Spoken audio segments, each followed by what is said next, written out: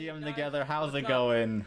Welcome aboard Challenger approaching, perfecting a fighting game OST with your hosts, me, DS, aka DS Music, and me, Noah of NC Symphonies. We are the two idiots who like fighting games. We share three brain cells, but today we're about to expand our minds to get you into the world of fighting game music. So first of all, let's start off simple. Just give a little bit about ourselves.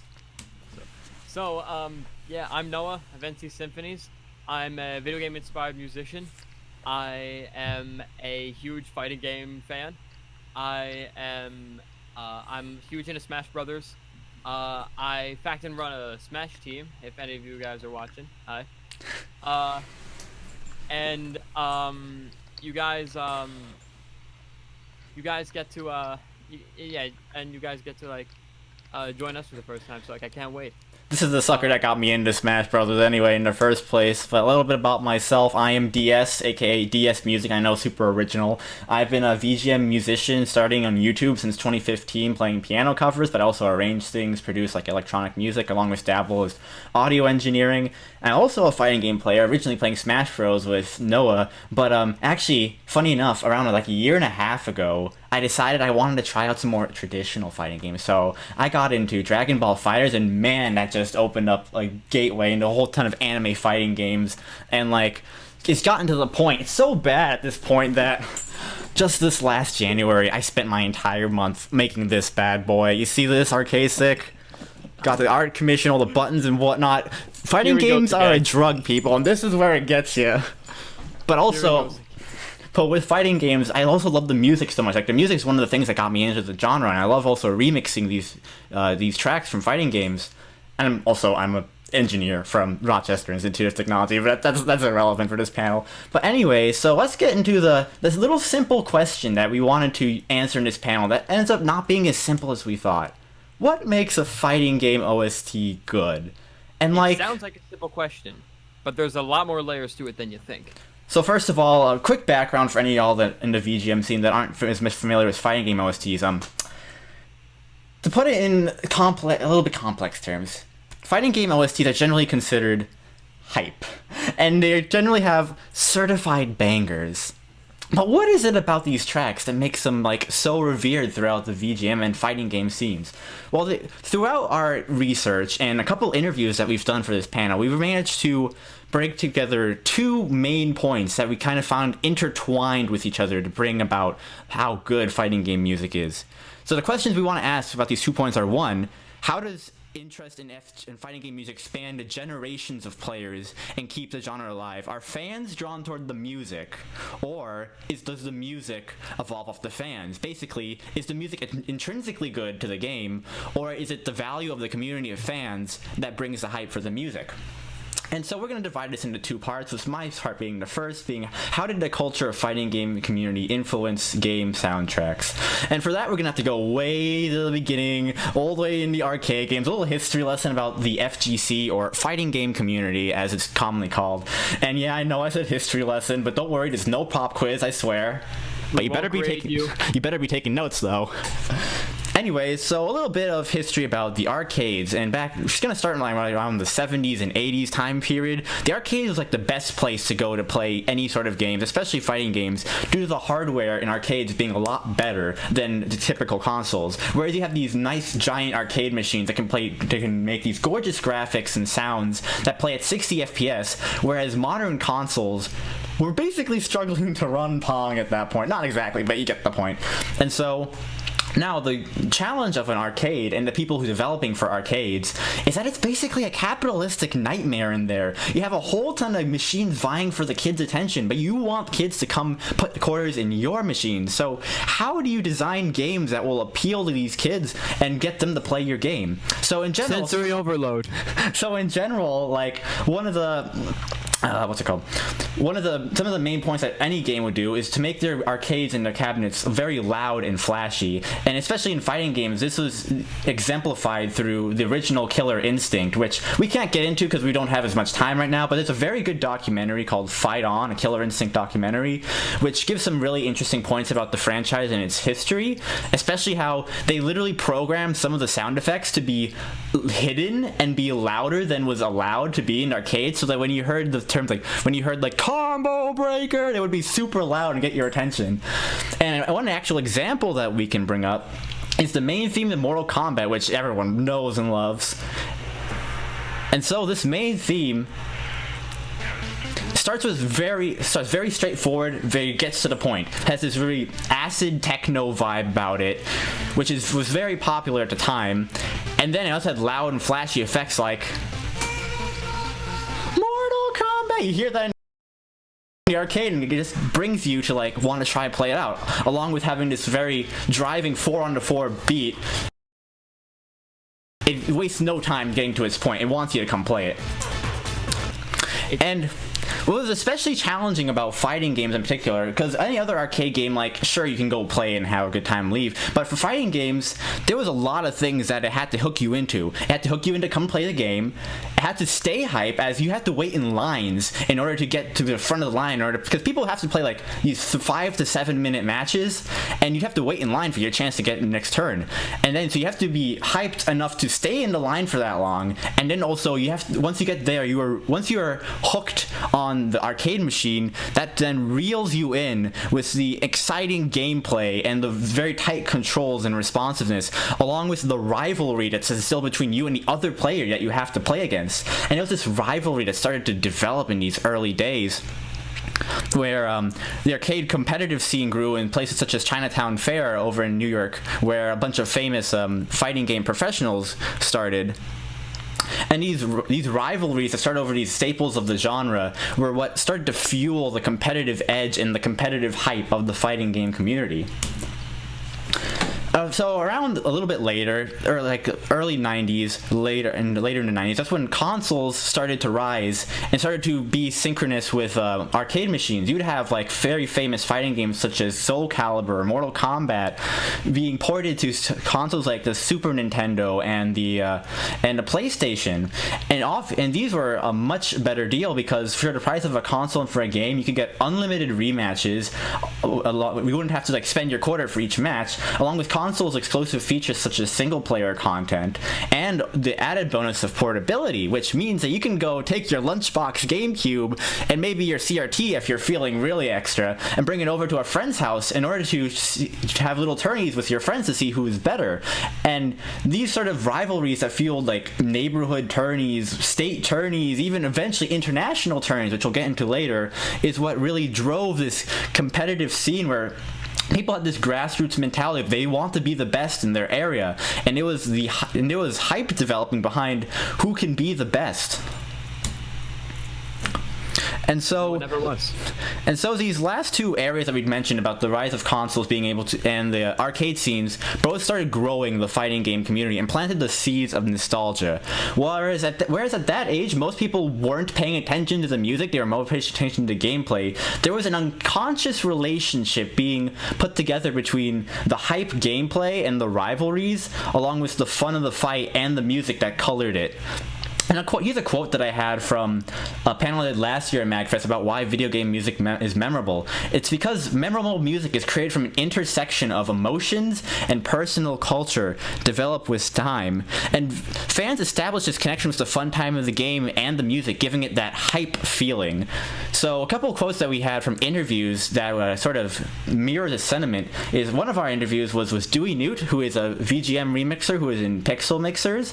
And he's also inspired by some of the soundtracks such as Street Fighter, and he had this to say about his experiences growing up listening to these soundtracks. As a kid, I think we had one of the Street Fighter 2s, I don't remember, but we also had Alpha 2 on Super Nintendo. So that was like the first fighting game series I ever played was Street Fighter. But I was bad. I was like 4 years old, and my brothers are all older than me. They just stomped me every time. I really got into listening to VGM, probably started listening to specifically fighting game tracks at work. I want to say I started at Street Fighter just because I was familiar with it. A bit of it just comes from nostalgia, I'll say, like Melee soundtracks, just like, oh, Menu 1, like, what can you say about the Menu theme? It's just is. You're a 6-year-old and you hear all this crazy orchestral horns blaring, and it gets you pumped up to be Pikachu and fight ice climbers. I guess a lot of mine's from nostalgia and then listening as an adult now.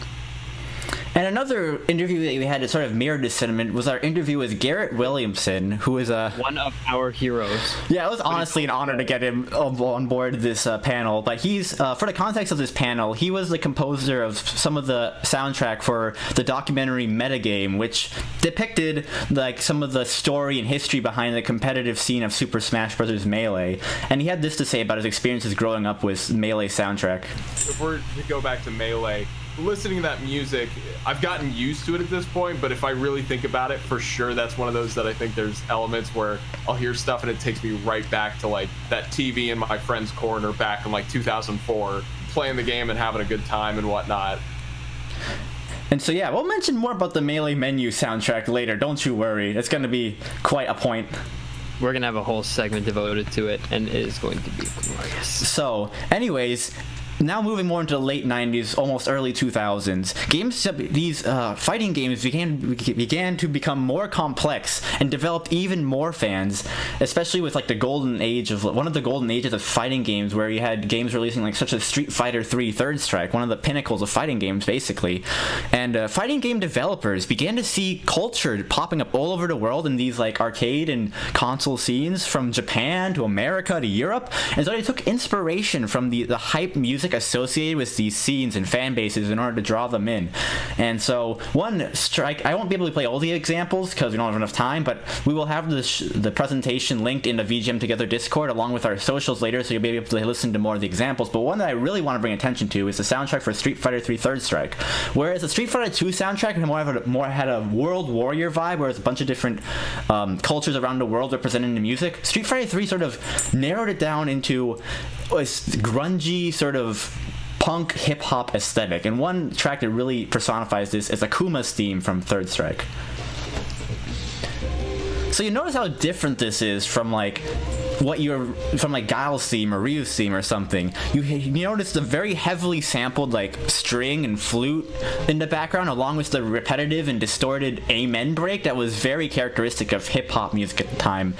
And it was this grungy feeling that Street Fighter 3 Third Strike wanted to encapsulate, which also appealed to the community that was based more around like, remember how I mentioned Chinatown Fair, the New York arcade earlier? Well, that appealed more to the hip-hop scene in the sort of urban areas, and so that's how the game was able to establish, its music was able to establish a connection with the people in these scenes. And one had that sort of grungy sound to it. It was like so 90s. And one person that we interviewed who had some fond connections with this was Gamera, who is the bass player for the video game jazz remix band The Consoles, who have also been famous for covering a couple of fighting game tracks. However, unfortunately, so we tried to record the interview with him. Unfortunately, the footage got corrupted. Yeah, the audio got corrupted, so we only have like quotes to go off of, but he had some very good points to make about fighting game tracks, especially how he grew up in the Japanese arcade scene and grew up with Street Fighter 2, whereas he wasn't very entranced by the music of that. However, once he heard the music from Third Strike, just the way that like the arcade machines could like process these complex sounds together and make this really distinct sonic environment, that's what drew him into fighting game music, basically.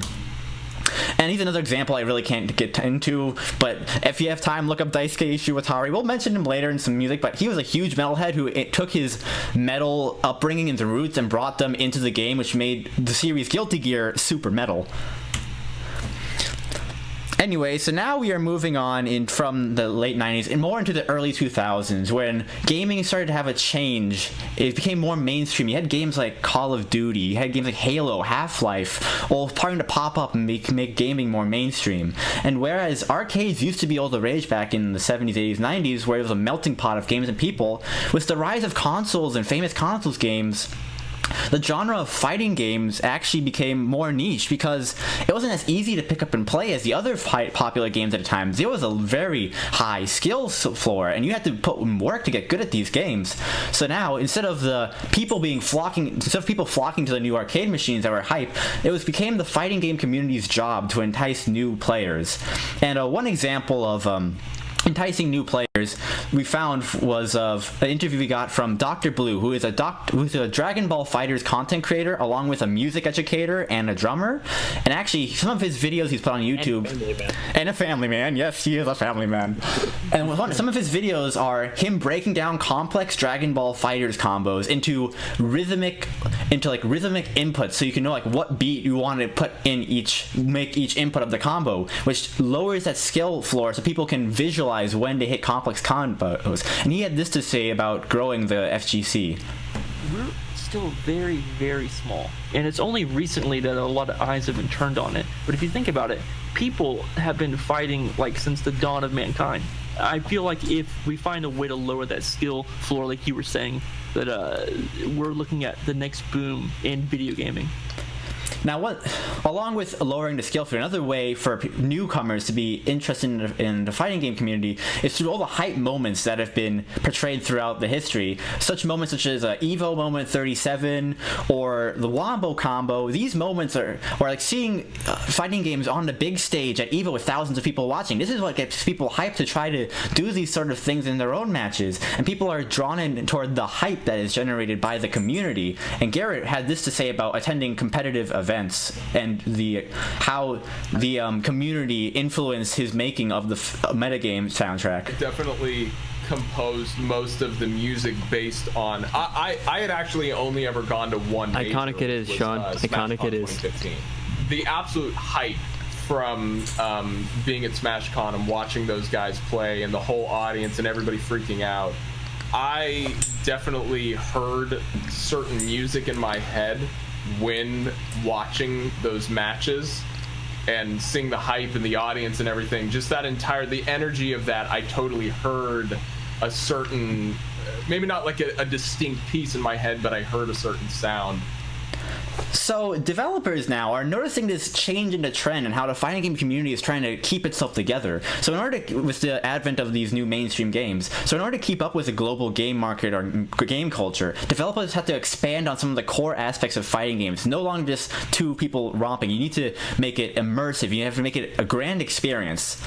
And so some of that, it comes down to the music, which is also enveloped by the expansion of single-player content, which I can't really get into. We won't have enough time for it. But just a quick shout out to our man, the myth, the legend, Doug Perry, who actually played on the main theme to Mortal Kombat 11. Gosh, what a man! Our fearless leader. Thank you so much, Doug, for making a masterpiece. But yeah, single-player content developed in order to help people. And one of the main key aspects I want to bring that is music-related is the diversification and bigger rosters of characters, embodied by the iconic line from Smash Bros. Ultimate, "Everyone is here," where you have a whole ton developers start making a whole ton of new characters, diverse play styles, and just different kinds of characters. And this is echoed through the different genres of music that are represented in their character themes. So I won't be able to play all these examples, but a couple iconic ones that I will play is Susanoo's theme from BlazBlue Central Fiction, aka Must Die. So a bit background on the character. He's basically an ancient god of destruction, which is kind of apparent because his name is based off of mythological references. So his theme starts out as a very traditional vibe.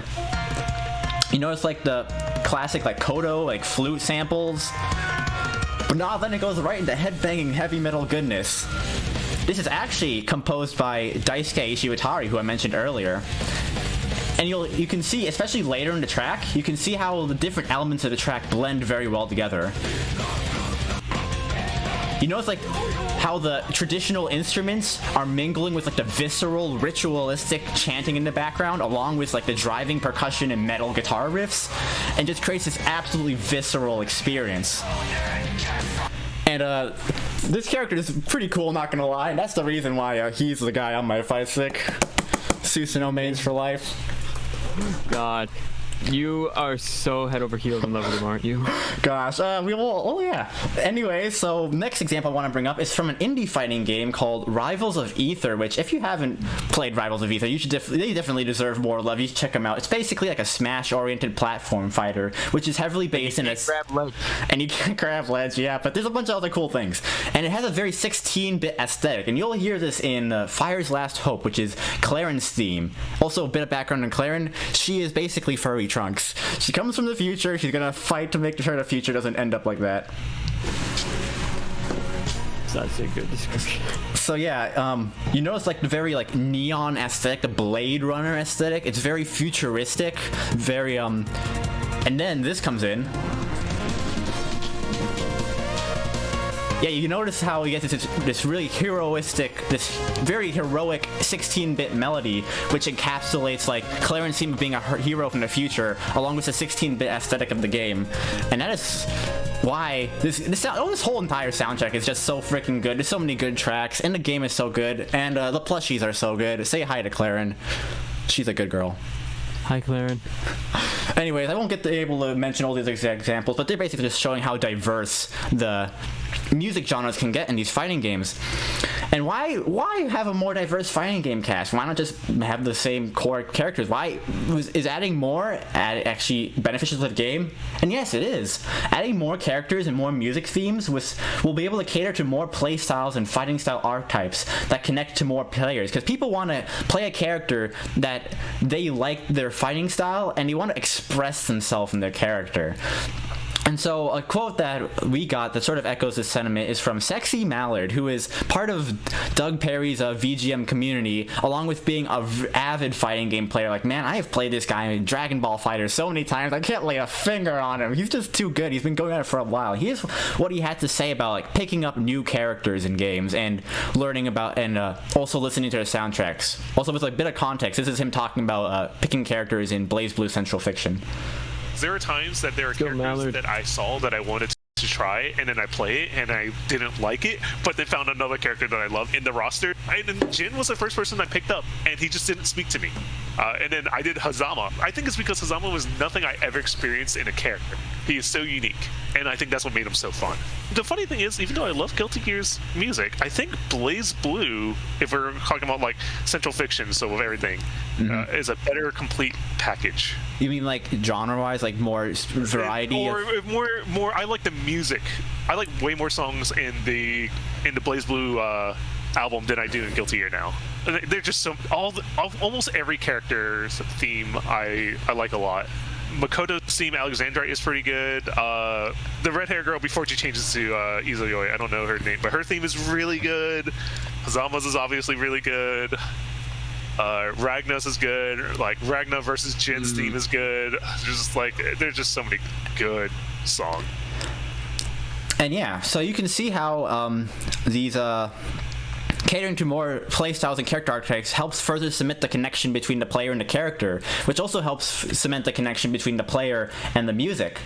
Which actually brings up an interesting point. While you can add as much new stuff to your fighting games as you want, fighting games need to have this delicate balance between introducing new stuff to help build connections with new players, but also being able to cater to veterans. And this also is reflected in the music, such as remixes of classic tunes, such as a Killer Instinct main theme, which Mick Gordon composed in order to evolve the franchise over the years. The Killer Instinct, I mean, a reboot, because there was a 2013 reboot that happened that was composed by Mick Gordon, and we'll talk about that later. Yeah, you can hear more about all that also in the Killer Instinct documentary. But one interesting interview that we got was Chernobog, who is the composer of the Super Smash Flash 2, one of the lead composers of the Super Smash Flash 2 OST. And for those of you who didn't play Super Smash Flash 2 back in like middle school or high school on some web browser, rest in peace to Adobe Flash.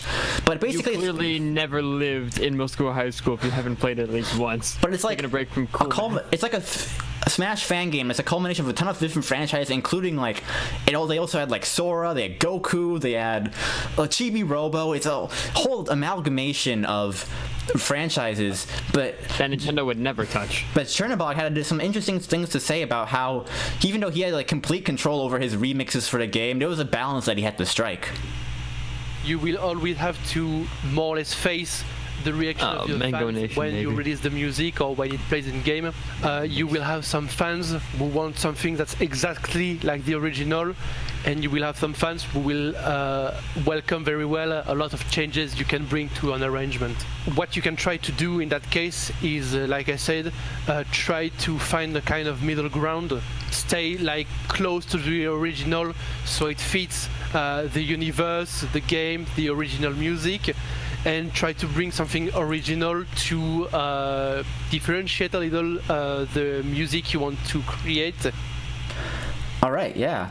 And through this, so basically, to sum up everything I've basically said, the connection between music, at least as far as the cultural connection goes, the connection between music and the fighting game community was built up through the grassroots arcade community, which laid a groundwork of nostalgia to build upon. That groundwork then evolved as music was molded to fit the ever-evolving games that are put out, to please the ever-evolving communities of casuals and veterans. Throughout it all, people have come to associate the hype and fun they've had playing fighting games with the music that colored these fights due to the careful execution of this music by the fighting game developers.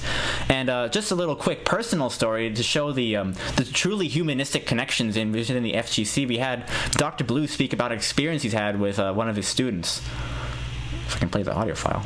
Specifically, I have one of a student, and he came in one day. His name was Davis, and he was like, I want to learn Avenged Sevenfold. And from there, because I love Jimmy the Rev Sullivan from Sevenfold so much, we developed like a kinship. And so anytime I would get into something new, I would be like, hey, what do you hear? Can you feel the 30-second notes? Do you feel how it goes from duple to triple time? What do you think about the time signature? What's happening here? So anytime I would find something new with Dragon Ball FighterZ or anything along that nature, I would bring it to him. Anytime I hear fighting games, it just reminds me of that era. Anyway, just for a little bit of context, Dragon Ball FighterZ has an OST that's very metal, very reminiscent of Daisuke Shibutari soundtracks, and that's how you can see the connection made between the music in the game and the people playing the game, which also brings a connection between the people playing the game, which just further cements their connection with the music. And so overall, you can see how it's this evolution of the community and music that ties to themselves together very well, which established this era of hype and also catered to the needs and the wants of and the different definitions of hype that their audience had. However, your music can't just be hype just because it is. There are certain quality standards that you need for your music to be good game music. So now we're going to move over to Noah, where he's going to talk about the different musical and game development techniques that help build this hype. How can a fighting game music fulfill the hype quota, even for a casual with no experience in the genre? How can they hear just from the music in the game itself, like, yes, this is the hype we were trying to build to? This is the hype music. So yeah, I'm finally allowed to talk. Dobby is free. No, so yeah, so we're gonna talk a little bit about how the soundtrack, each song on the soundtrack, sort of brings everything together and makes this cohesive experience that immerses the player into the game even further. So first, we're gonna throw a little fancy word at you called ludomusicology. Don't get intimidated.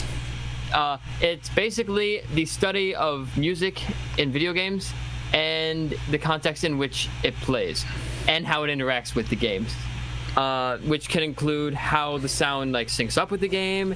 It can be how it's composed. It can be how it relates to the technology.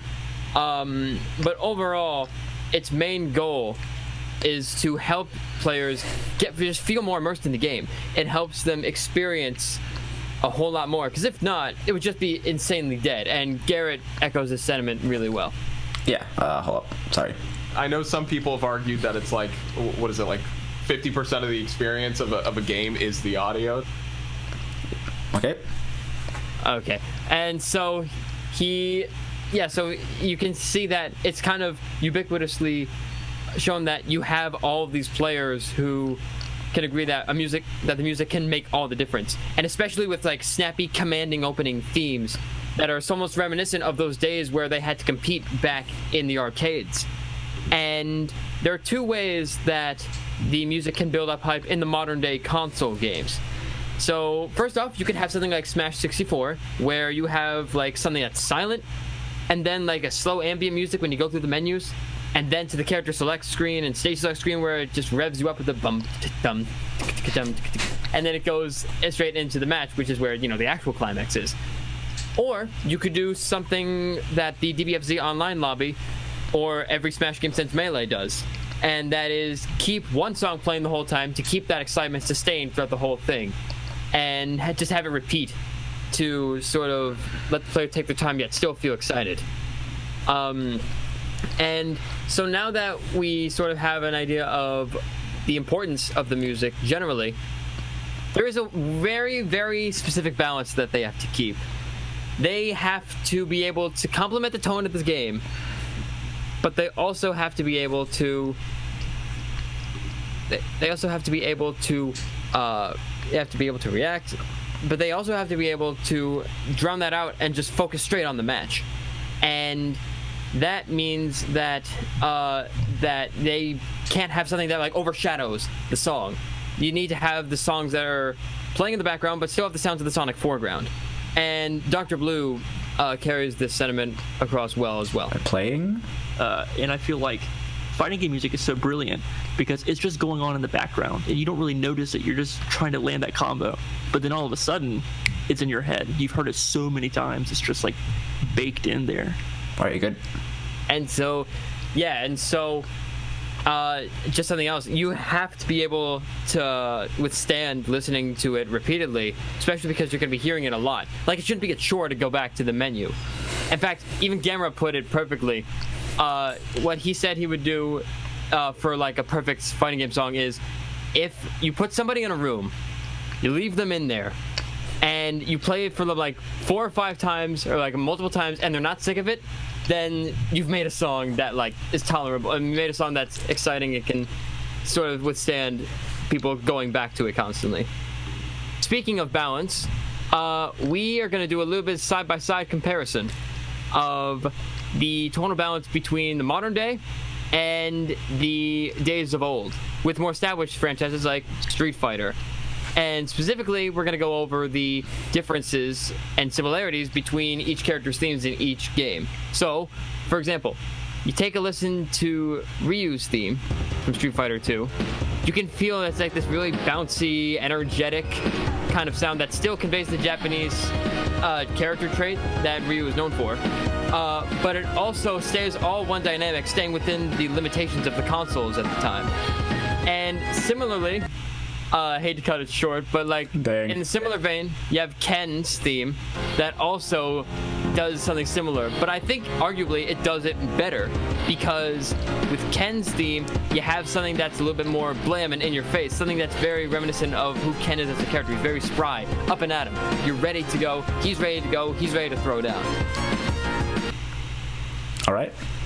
And now that we actually go into the modern day a little bit closer, we're going to flash forward to 2010 with Street Fighter 4. What a good game. And yes, such a good game, and the soundtrack sounds even better. It has a very, very cool, very EDM-inspired sound.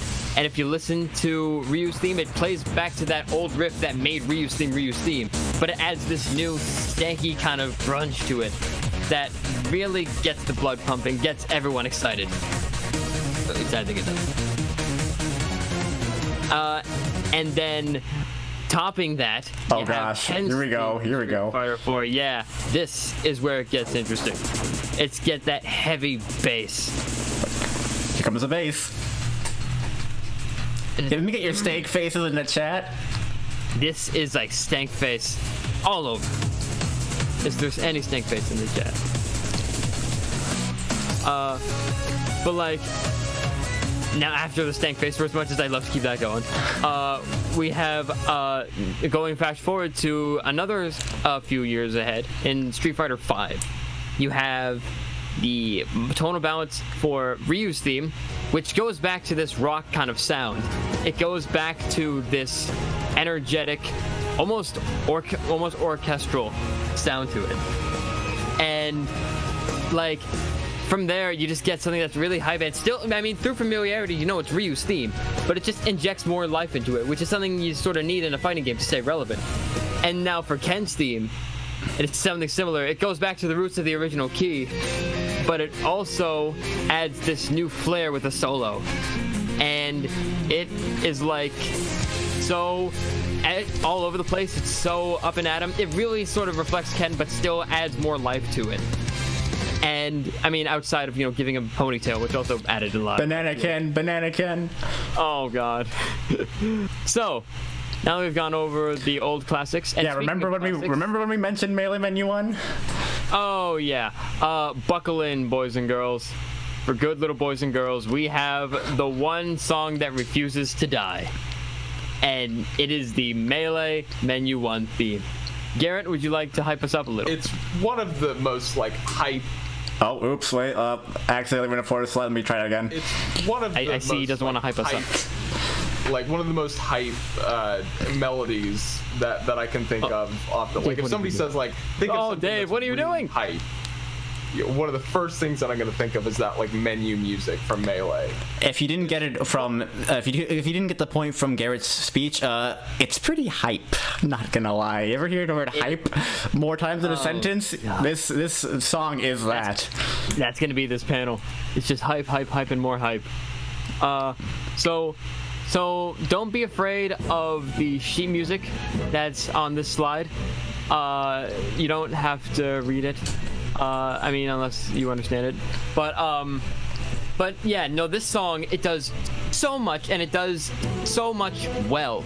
There's a lot it does well. So, first off, it complements the tone of the game perfectly. And the whole franchise in general, actually. Because you have a song that's semi-serious in tone that perfectly complements the fact that you take these cartoonish-looking Nintendo characters and you put them into this... And you put them into this sort of semi-serious brawl where, like, they're ready to fight, but they know it's partially in good fun. The melody itself, there's a lot of bounciness to it, and there's a lot of bounciness. You can hear it like goes up, it jumps all over the place with the strings.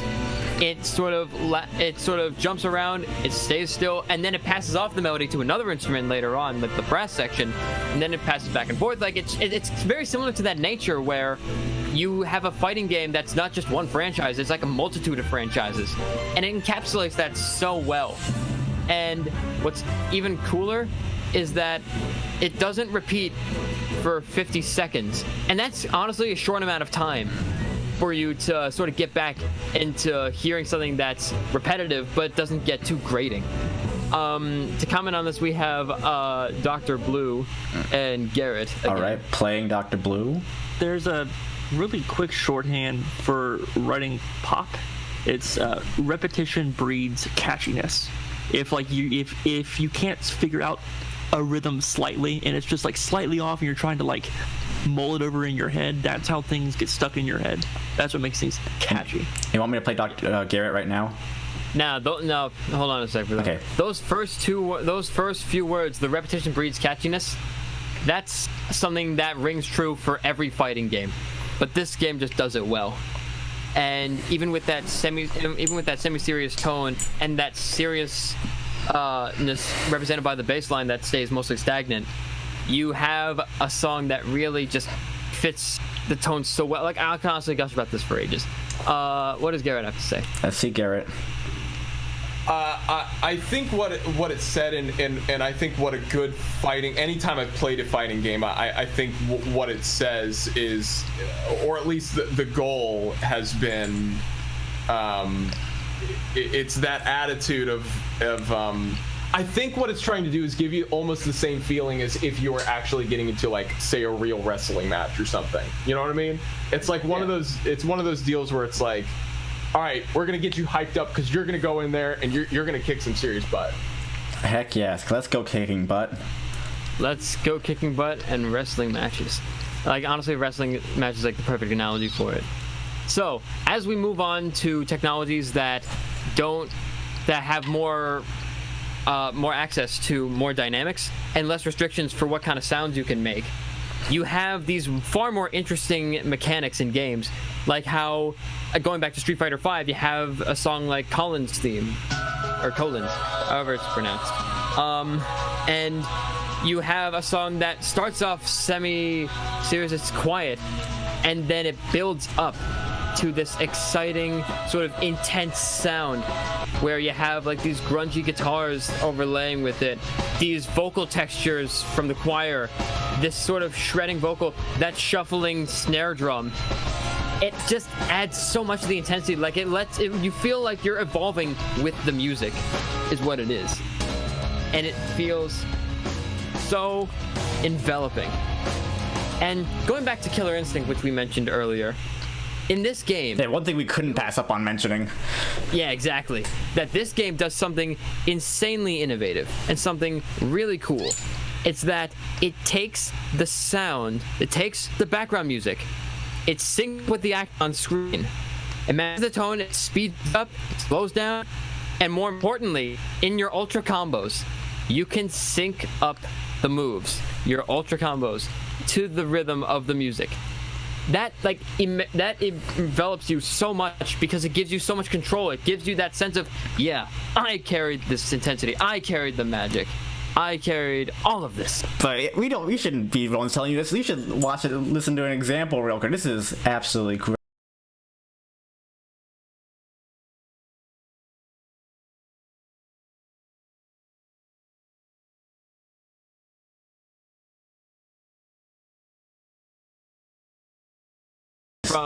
From Jago's Ultra Combo from 2013. I believe there are only like 4 or 5 characters in that game that can do those, that can pull off the combos.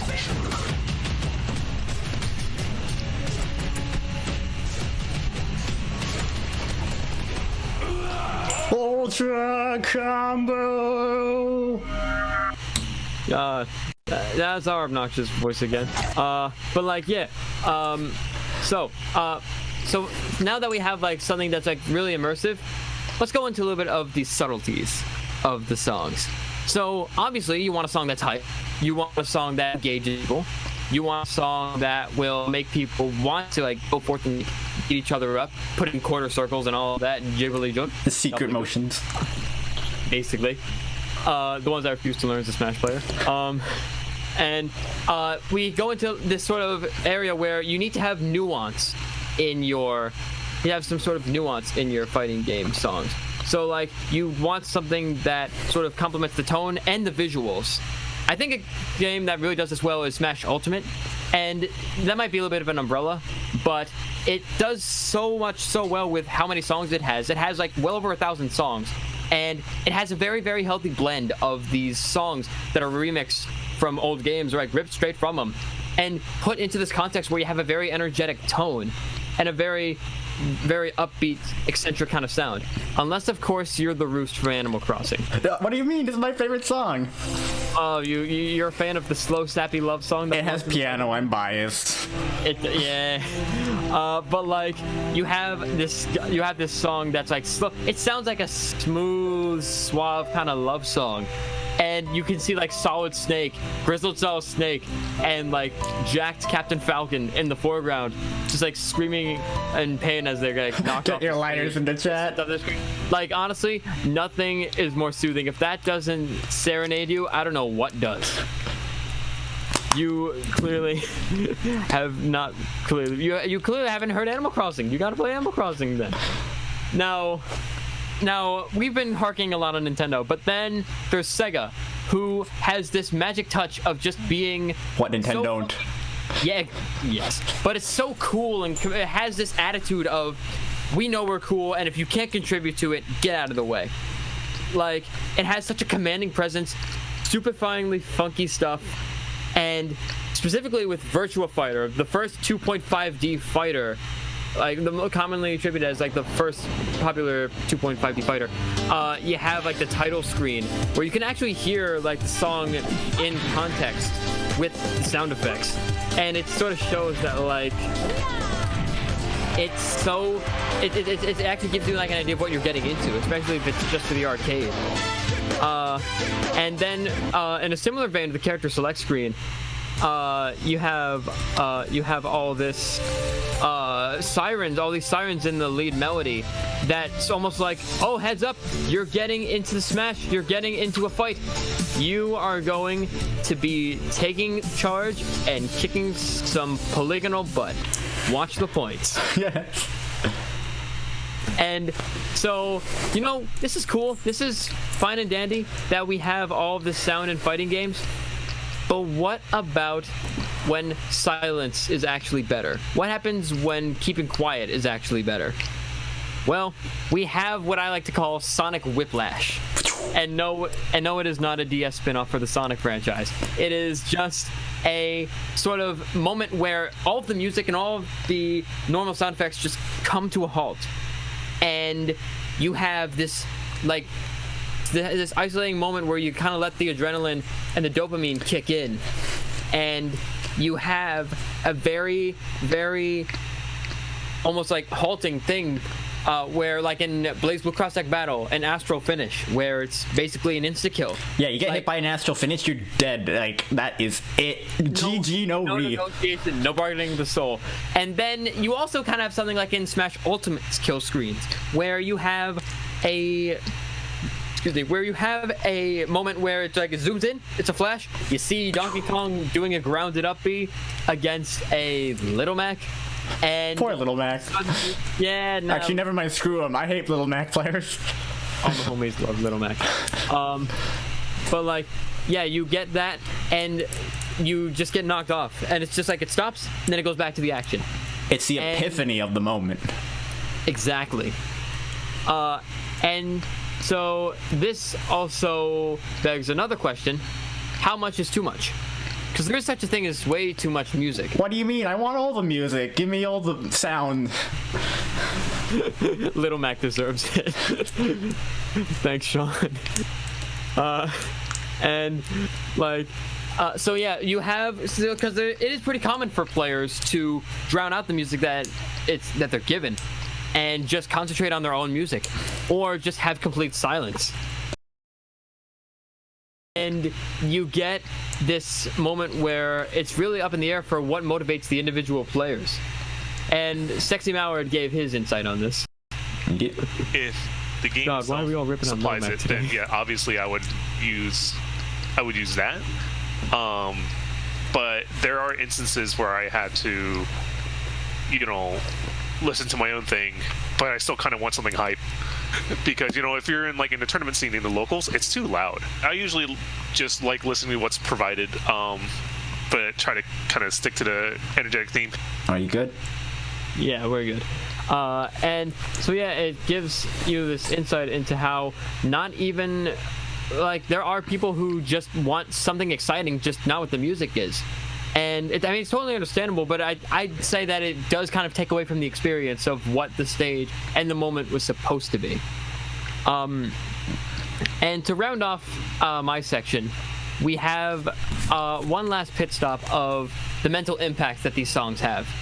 Because this means that you have moments where players can specifically refer back to a very specific moment in their life, where they distinctly remember hearing that song for the first time, almost like any musician has with hearing Duran Duran or a song by Styx for the first time on my iPod Nano. Gosh, we're bringing back the iPod stuff again with Garrett. Man, y'all and your iPods. That man, his iPod Shuffle, he was a hero, and he got to listen to Imogen Heap with Magic for the first time. Gosh. But that's beside the point. But we in our interview with Eric Olafson, who is the Olaf. Yeah, Eric Olaf. Junior conductor. Yeah, he's the RIT Gamer Symphony Orchestra. Yeah, so just for context, I am the current conductor of RIT Game Symphony Orchestra, and Eric Olafson, is the junior conductor along with the brass section lead. So he plays sax, he plays fighting games. He's overall a cool dude, and here's what he had to say. Often, when I'm thinking about really intense fighting game moments, I bring myself back to those fights on specifically fights on Dreamland, because I really like watching games on Dreamland, and also the songs in those intense moments and things like Smash Bros. I think when I am in an intense moment in the game, I think I bring myself back to those soundtracks in particular. All right. And it so you have these moments where you can distinctively remember hearing the song for the first time, and it could bring you back to a venue, or to you sitting on the couch with your brother for the first time playing the game, or any of those moments. So, all right, so that was a lot of jargon to get through, but I'm gonna summarize that all real quick. So basically what Noah mentioned was just how much like any other type of video game, a truly immersive experience is only further enhanced by the implementation of music that matches the tone and the gameplay flow. Fighting games are no different, since these songs benefit from being background music that instills the essence of the game's tone while simultaneously hyping up players. And as technology improves, more layered, dynamically dynamically responsive and carefully composed melodies will only strengthen the immersion. So you can see we have the intrinsic value of the music and how it correlates with the gameplay, and if it does this well through the techniques Noah mentioned, it can instill these memories of playing this game with you and people you play with, which then brings to my point, the value of the community with playing fighting games was when they play these fighting games, it was the music that works well in the game. This music is also embedded subconsciously in their brain as associating with the really fun, atmospheric, very hype gameplay and connecting that with the hype music. And overall, corrupt the youth with adrenaline. And overall, in conclusion, it's achieving that delicate balance between music weaving seamlessly into gameplay, along with connecting with the culture of the fighting game community and casual fans, that gets us closer to perfecting a fighting game OST. That was out of sync, wasn't it? Oops. But we said the thing. We said the title. We did say the thing. We said the title. Roll credits. So, yeah. We actually finished up a little early, so we can take some time for questions. Or, I mean, yeah. I don't know how much time we have for questions, but if any questions you do have, I know there's a lot that we didn't cover in this panel. There's more examples. Like I said, we'll be posting this on the VGM Together Discord along with our socials. And speaking of our socials, if you have any questions about fighting games, fighting game music, video game music, fighting games, please play me in Dragon Ball Fighters, piano. Please play me in message Blazblue us. Crossback Battle. Gosh, see my. Yeah, so you contact us at any of these means, any of these methods. Just had a quick shout out to our interviewees. Thank you all so much for joining. You have for a lot of insightful commentary on. Yeah. No, Dave, we have 10 minutes. We can answer some questions. Gosh, we don't have anything prepared for questions. We don't have like a shit. We have Jirok. Also, real quick, just some other references which we'll mention, like the fighting game documentaries, musical references, and also huge thanks to VGM Together for hosting our panel. Which, if you haven't already joined their Discord or following them on socials, please do. They have a whole ton of good stuff going on, along with all the other stuff that they've already done. Yeah. These guys were great. So, Jirok, to answer your question, favorite fighting game. I'm a melee elitist, and that is a problem. Oh gosh, that's hard to say, but I feel like next to Melee, I haven't played Smash in a while, so it's still probably in my heart, probably one of my favorites, but at least right now, at least with the amount of hours I've put into it probably has to be Dragon Ball Fighters. Like, gosh, they just released a new season with, like, they added in Super Baby 2, the most iconic Dragon Ball character, and man, it's just basically a love letter to the Marvel vs. Capcom series, along with a love letter to, like, the Metal Daisuke Ishiwatari, like, trend of how he's put metal soundtracks into lots of Arc System Works games, and just the combination of that soundtrack with those gameplay and the giant community behind it just makes it really special, and is the most of the reason why I use this. And it's also the reason why you keep dragging me into the matches. Yeah, I'm gonna make your Blue Vegeta good one day, I swear. Yeah.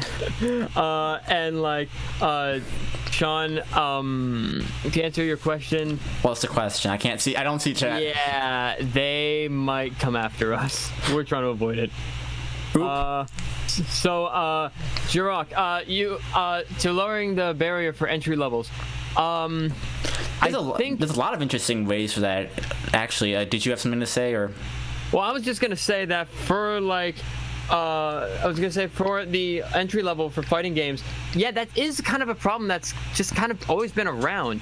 It's like the fans, like, on one hand, the veterans don't want the game to be too dumbed down, but on the other hand, if it's too high, then the new fans will not come in, which is, I think, a really good example of a game that's really doing well with making the entry barrier lower is Guilty Gear Strive. Man, how many of y'all in chat have heard of that? Jeez. So it's the newest addition to Guilty Gear franchise, and lots of veterans have been saying that the gameplay is slightly easier compared to, like, XR and Plus R, but it's just the amount of stuff you can easily do, and, like, the way they've catered to, like, new audiences, such as, like, easier combos doing more damage, when there's still technically optimal routes that you can go for that, like, veterans can, like, try to get these optimal optimal damage loops, but like new players can still be immersed with like the fun characters, easy to pick up gameplay, and especially the rollback netcode, because rollback netcode is like one of the best innovations in fighting games. They make it so basically it feels like you have no lag playing online with somebody, and Surprisingly, yeah. people get addicted to rollback netcode. Being able to play someone online from like another side of the country and basically no lag, like it feels good. It makes you want to play more. Ongaku, hold on, Dave. What you're talking about is cool, but Ongaku brought up a really good question. Did the rise of hip hop in Japan lead to Street Fighter Third Strike's strong hip hop influence? Oh man, I mean, I don't want to say anything I don't know. I'm not very heavily knowledgeable on like the hip hop scene. I like hip hop. It's cool. I wouldn't doubt it, because I want to say, because I remember reading up a little bit on Japan's underground. Like, I know they have like a lot of underground scenes. Like, they surprisingly have a punk scene and like a rockabilly scene that's still kind of thriving. So I wouldn't put it past them if they had a whole hip hop influence striking onto going onto this whole this whole influence. I mean, it matches with, but I think they knew what the States was, what they were doing too. Yeah, I mean, it matches like their trend for fighting games, like especially with some newer fighting games. Like you can hear anime influence, like old mainstream anime and like J-pop influence all over these really bright neon EDM Vocaloid tracks that are being used for the new games, such as Unis, Uniclear, stuff like that. Jirok, is this reverse psychology? Are you trying to get us? Are you trying to get us to ask ourselves if it's a fighting game or not?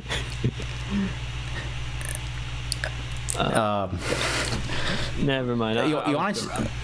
I feel like I feel like we should just have all the rest of the questions. Like, feel free to direct it to us via whatever social media platform you choose. But then again, just to conclude, I'm DS. I'm Noah of NC Symphonies. And this has been Challenger approaching perfecting a fighting game OST. Fighting game OST. Thank you very much, and enjoy the rest of VGM Together. And we will see you later. Hold on, Dave, Dave, what? Before you do that, make sure you end on the slide where it shows the contacts so people can still...